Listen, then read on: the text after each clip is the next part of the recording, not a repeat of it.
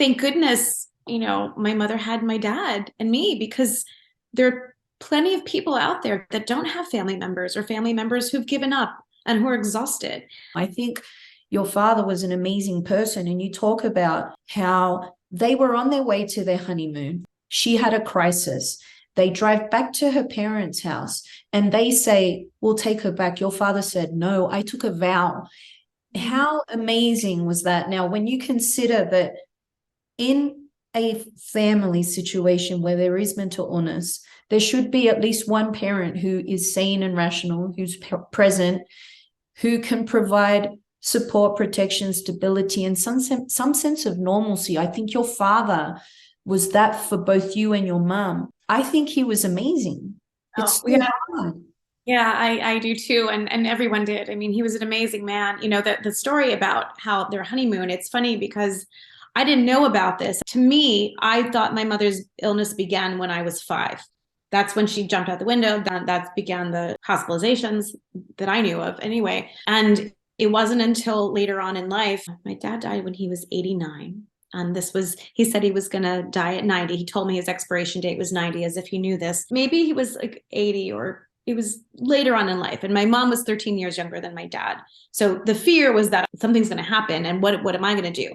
How I found out about the honeymoon thing is that my mother had ended up in a hospital, that the same situation I was saying before. She was in the ER, and Carrier Clinic, which is a wonderful facility in New Jersey that she would go to. They have a geriatric psych unit that's really, really lovely and really good facility, and close for my dad. And he was getting up in age and he didn't like to drive. So he was able to get to Carrier.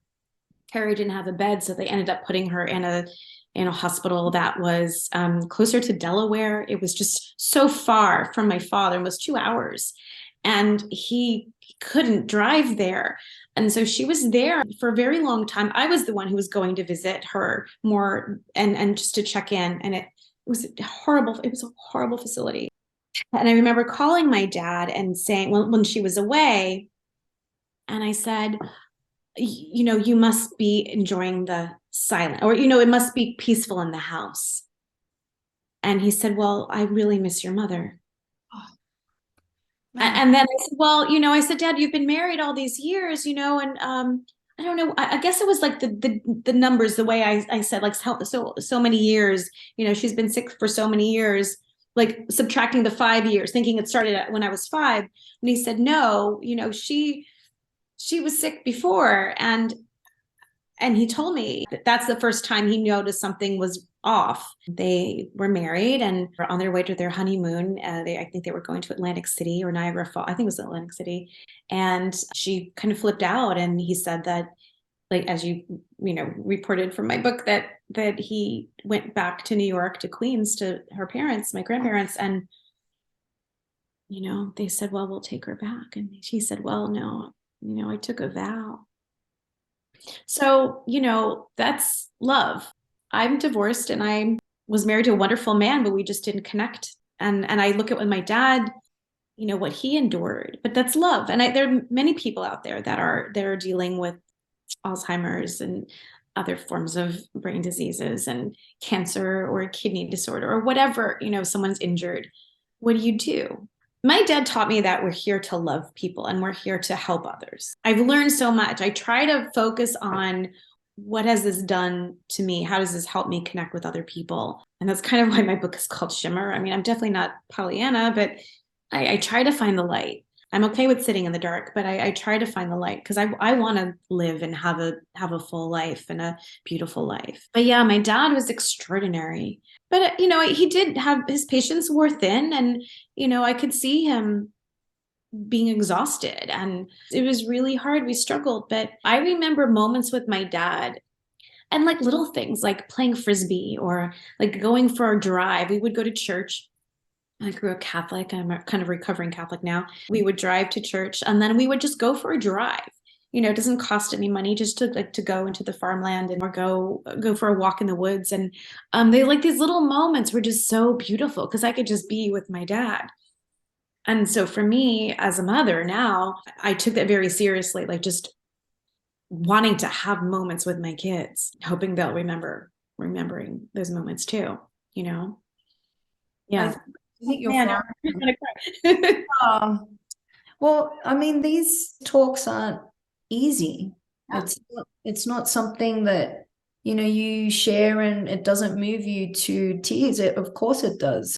And obviously your father was somebody so special and so important. He was present despite everything and despite his needs that, he needed a wife as well.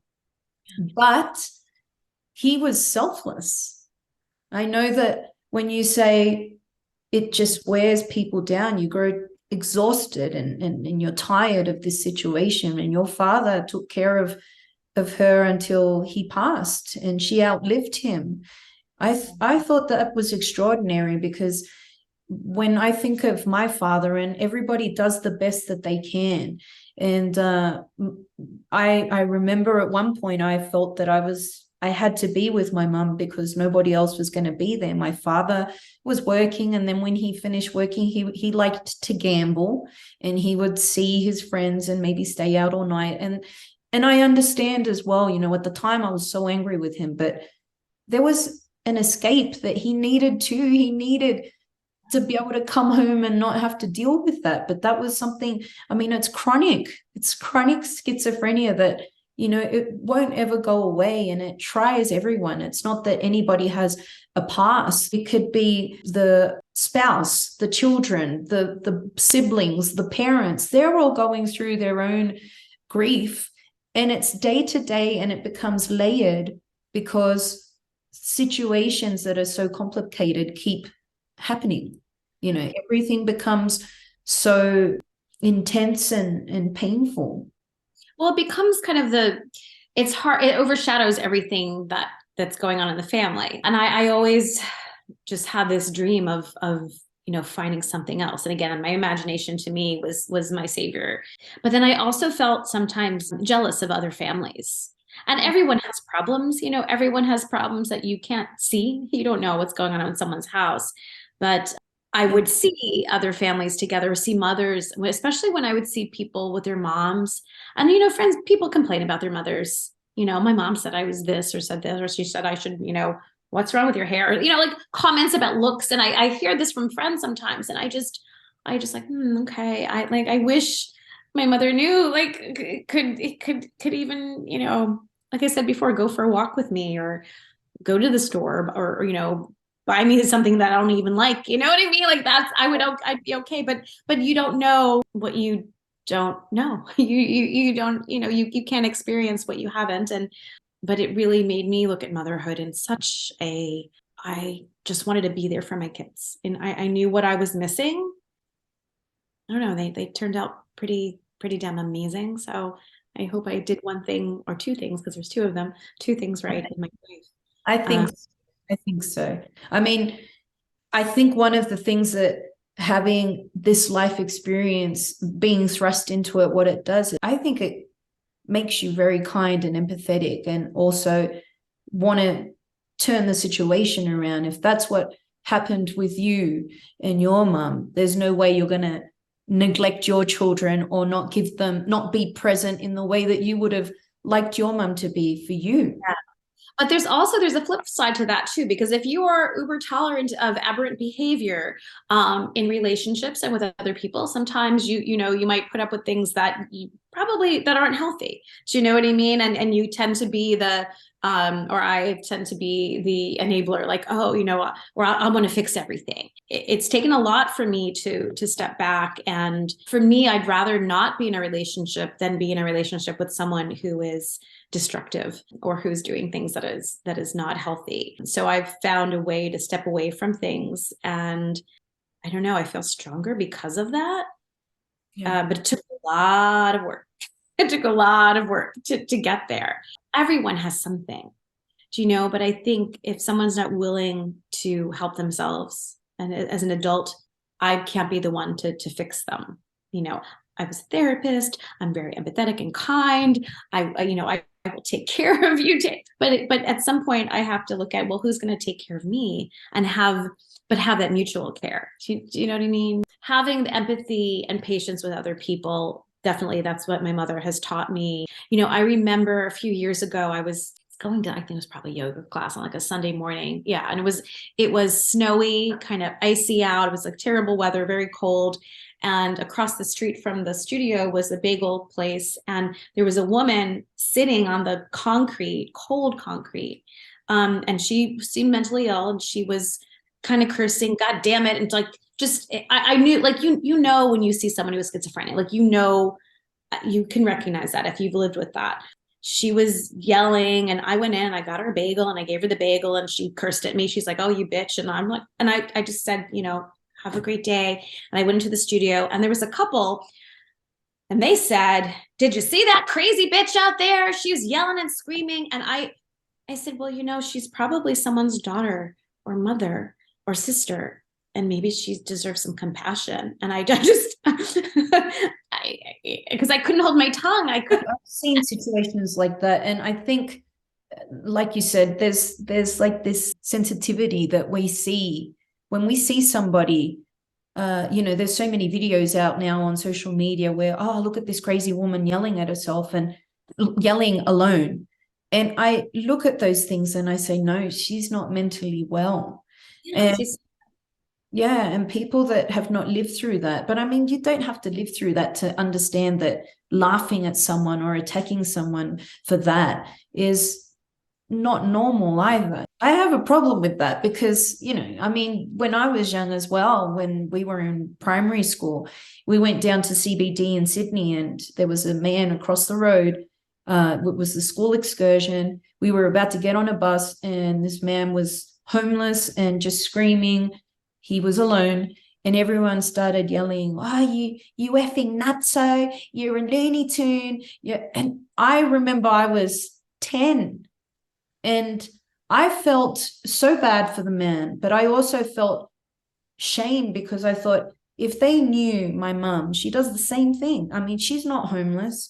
And my mum was always very put together. Everybody handles the illness in a distinct way. Some people might let themselves go. My mum was always she liked to look good, even throughout the illness. That was bizarre too, to see a woman who was like nicely dressed, but yelling and just really angry and do that in the streets. And people have no patience. They'll just go to that extreme of, oh, that bitch. And yeah, she's nuts. She's crazy. And it's so hurtful. I mentioned NAMI before, the National Alliance on Mental Illness, and they have a program here in Baltimore called Virtual Voices. And so I've been volunteering for this. And what it was developed by a woman. I'm not sure if I think maybe she did have schizophrenia. I'm not sure how it, I should know the history, but basically they go into police training academies, they go into high schools, they go into other educational schools, and they have it's an audio recording. It's 45 minutes of what it's like for someone who has auditory hallucinations. Mm. And what happens is, so for 45 minutes, they have to have this thing on and have it on the full volume. And during the 45-minute period, people go through different segments. One is like they're just filling out a test, like there's a comprehension, like they have to read an essay and answer questions while this stuff is still going on in their ears. And then there's like a psychiatrist interview. So I play like the psychiatrist, and they do a mini mental. So basically, asking your name, the date, the month, who's the president, can you count backwards from 100, again, while having this in their ear. And then another segment is where they just like go to an area like they're playing games. So they play checkers or Connect Four or whatever games with this in their ear. And I've listened to this audio for maybe 5 minutes, and I had to take it out because it was like, wow, because my mom had heard voices. After the encounter's over, we debrief everybody, what was it like for you, and how did you deal with it? And especially with police officers, because they're the first responders for an event, right? Something happens in the home, they get the phone call 911. For them to understand that this is what someone's going through, this is their suffering. And so I think it really helps develop empathy and this deeper understanding of what it's like to walk in someone's shoes who's dealing with a mental health crisis, because it's a crisis. as Definitely. opposed to like that weirdo or that, I'm really blown away by that. I knew my mother was like, she would talk to, she had this thing like she thought like police were coming, and I don't know if your mom had auditory. Did she have like? Do you think she heard? Yeah, hears voices.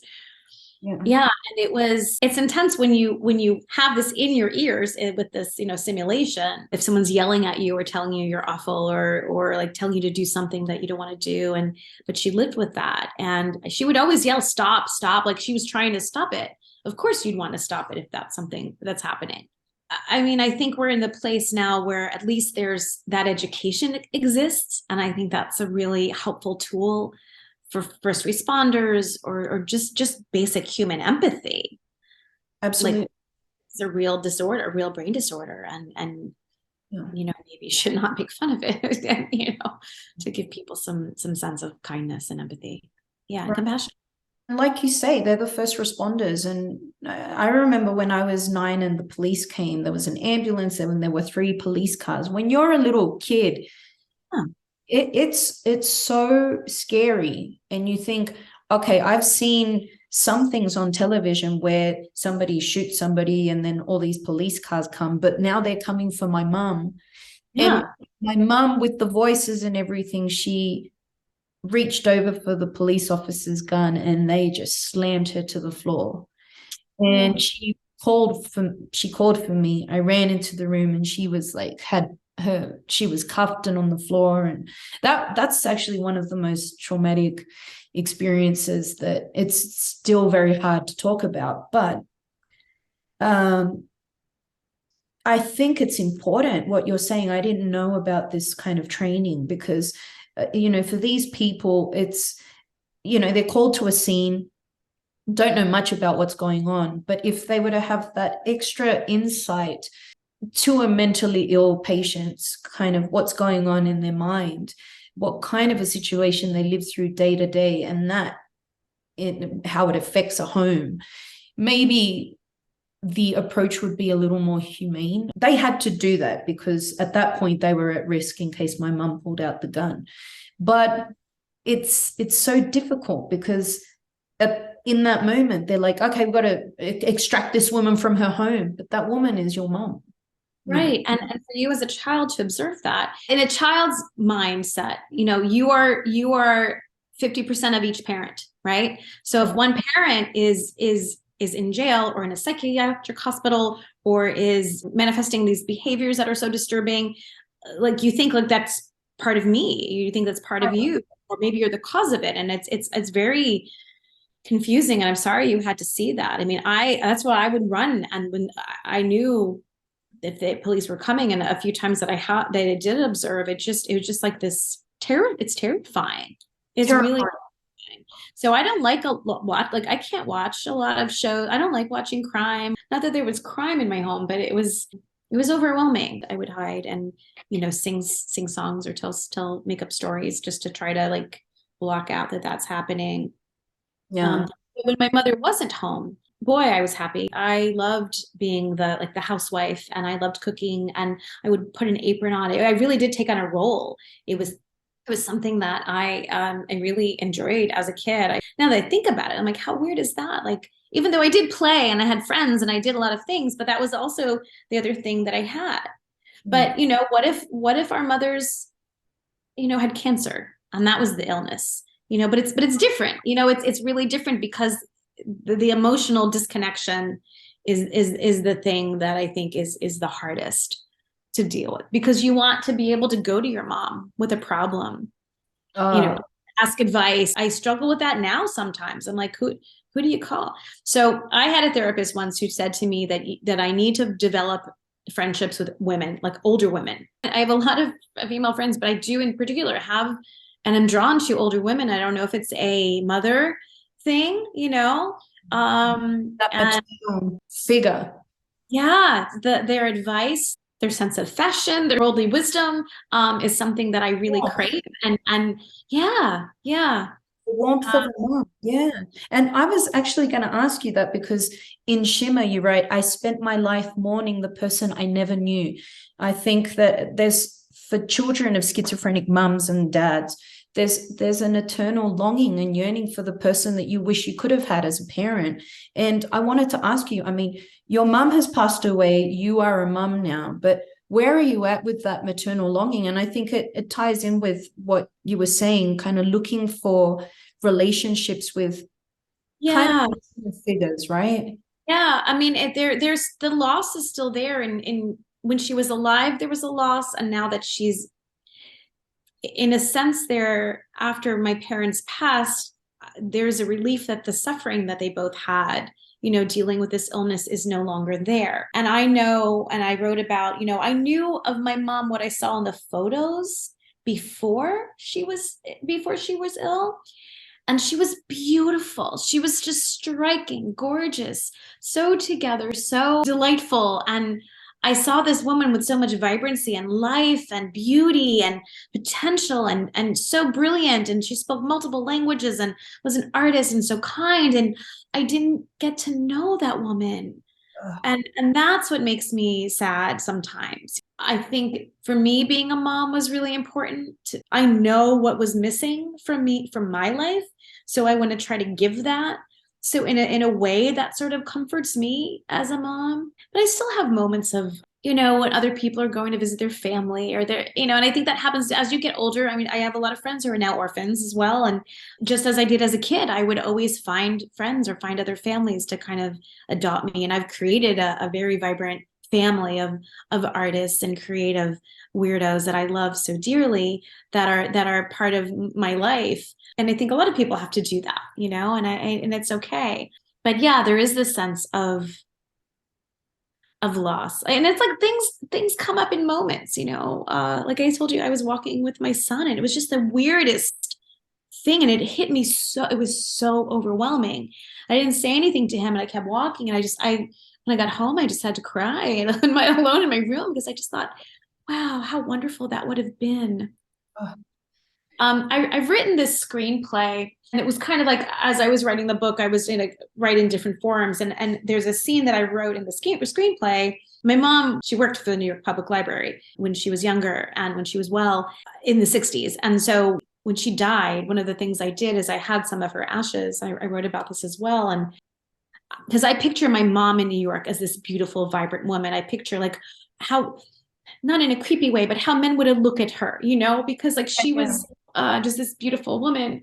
I saved some of her ashes and I took them to the library after she passed, and I brought my dad's poetry that he wrote, poems about my mom. And I sat on the steps and I read a poem and I put the ashes on the book with the poetry and blew them away just to like kind of have this moment. But in the screenplay, I wrote this scene where it's almost like the Back to the Future moment where I get to meet my mom and we get to spend the day together.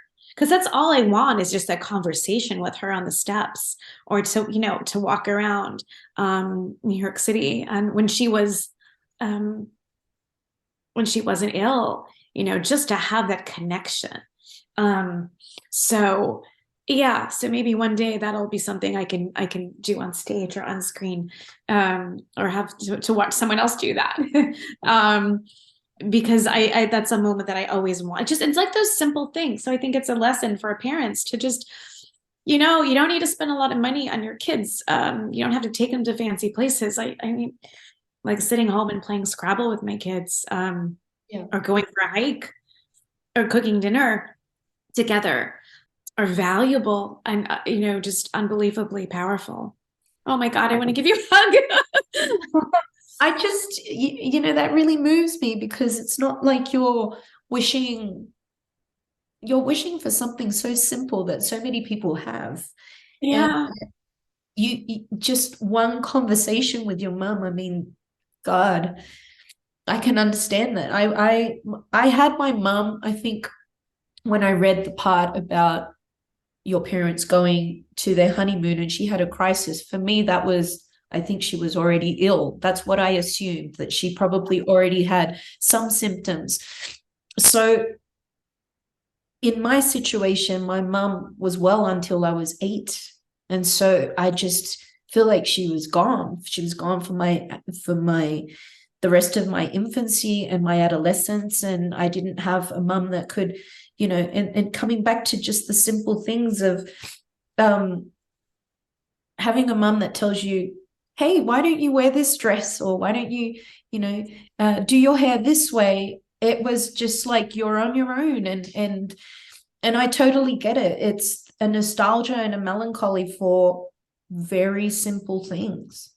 I know. Yeah. It's also in a way, it's like I wish I could hug you. And in a way, I feel like we have this like sisterly bond because we understand this thing. Oh, And Mira Bartok, who that's how I found you. I heard an interview with her years ago. Maybe it's 10 years ago, 12 years ago or more, when Memory Palace came out. And I heard an interview with her on NPR, and I'm Terry Gross. And I just like stopped what I was doing because she was talking about her mother, who has schizophrenia, who attempted suicide by jumping out of a window. And that stopped me in my tracks. I'm like, wait, and it's such an odd, specific, traumatic, weird thing to have in common with someone. It's not like, oh, my mother went to Princeton. My mother went to Princeton. No, my mother jumped out of a window. I found her on Facebook. I sent a note, I said, I just want to let you know that I really feel this bond with you. Thank you for sharing your story. My parents were still alive at the time and my kids were younger. You were inspiring me to want to share my story, in a written form, because I'd been doing storytelling like on stage, but not in writing. And she was so kind to me, and she invited me to go to meet her. She was coming into New York, and I met her in New York City at the Rubin Museum. And it was just for a moment, but for a moment, I felt like, in a way, like I'm kind of meeting my sister.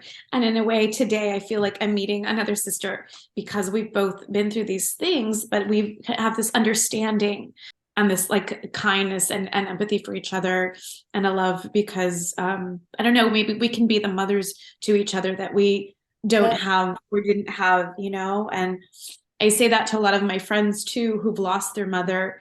Quite a few of my dear friends have lost their mothers recently, and I like we have to be each other's mothers. I think as women, period, like lift each other up. It's hard being a woman. Yeah, I do feel that sense of sisterhood. And so again, trying to find the shimmery positive note in this is like that we learn how to really appreciate those moments and really appreciate relationships and look for real relationships too, to have those moments of connection. Exactly. Yeah. I think when you go through this kind of a life experience, anything that's superficial is just not worth your time. And you read right through most situations and most people. So what's genuine and authentic is what's gonna pull you to into a relationship. And I'm not talking a sentimental, a partner relationship, any relationship, your friends, your work relations, everything. I think when I spoke to Mira and people that I've spoken to now since I've created, because I have, I Hear You Children of Schizophrenics on Facebook, and that started the second year of the pandemic, and people have reached out, and there's just this sadness, it's all really, really quite sad because of what could have been. It's like this person, your mom or your father, sibling, is robbed of their life. Just imagining your mom at the public library, and just it really does touch me to know that you're thinking of these things because there's still that longing. Yeah. Oh yeah. Yeah. And I think, I don't know if that ever, I mean, I have found it still very hard to reconcile the fact that my mom will always have schizophrenia. It's a tough thing because I spoke to mum yesterday. She sounded great. Good. Oh, She's good. stable again. But, where my brother said, well, this is the honeymoon period, and you know what it's going to get like after she's going to say, I don't want to take the medication, and then we're going to have to go through all of this all over again. And that's just how life is going to be. And that's so sad because I know that my brother is a principal caretaker now. I'm sure he wants to enjoy my mum in a different way, and he can't, that's sad. Yeah. Well, she's lucky to have beautiful children like you and your brother. I feel like my brother is just this person who's amazing, you know. I don't live in Sydney because it's hard. It's very, very hard for me. I understand now that living here was kind of me getting away from everything, but at the same time, I stayed in Mexico. We came out for a holiday. I stayed because you know, I wanted to spread my wings, and my mum was stable, and I felt that I had earned it. I felt that I had earned my space to fly and be free. And I'm a singer, and that was always my dream. And now it's my brother who has that principle, that main caretaking responsibility. And I feel so terrible. I feel guilty. You know, that's something, I mean, we live with so many different things. It's a completely layered experience.